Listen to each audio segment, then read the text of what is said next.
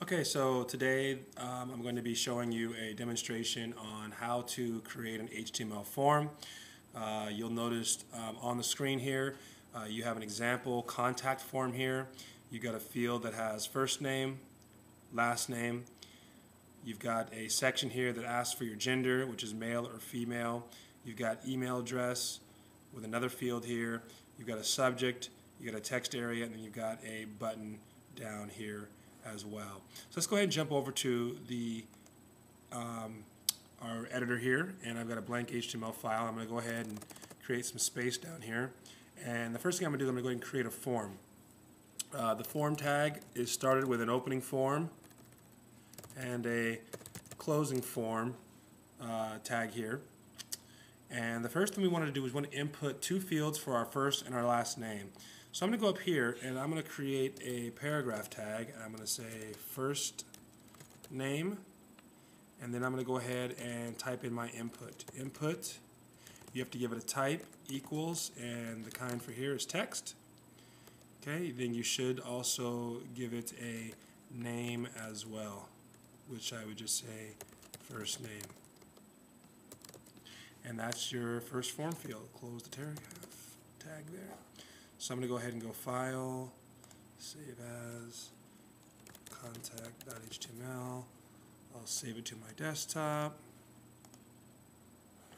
And let's go ahead and take a look at it. And so you'll see I have a first name form field up here.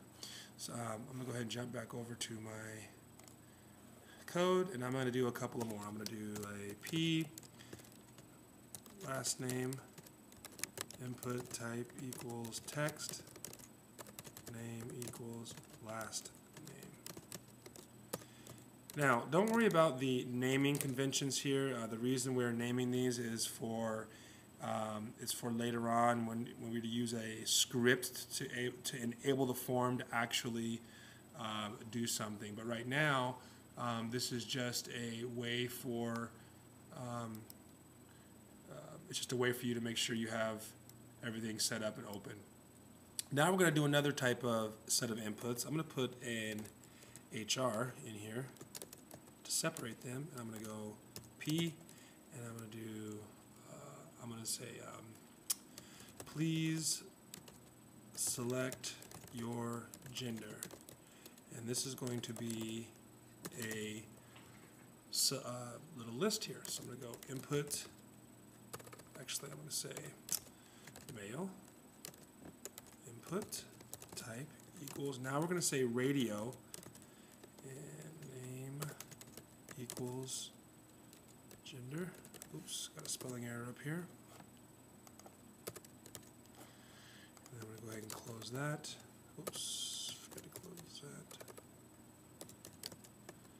Then I'm going to go down here, I'm going to say female, input type equals radio, name equals gender. Now a couple things you'll notice. On here, I've also got the same type of, I've got the type is a radio, which makes it a little radio button, and then I've got a name here. Actually, my names have to be separate. I'm going to actually change and take this, make this say male. I'm going to make this say female. Oops. And this is what determines how things are selected. So I'm going to Command S or Control S and save. Go back here and refresh. And you'll see now I've got select your gender right here, male or female.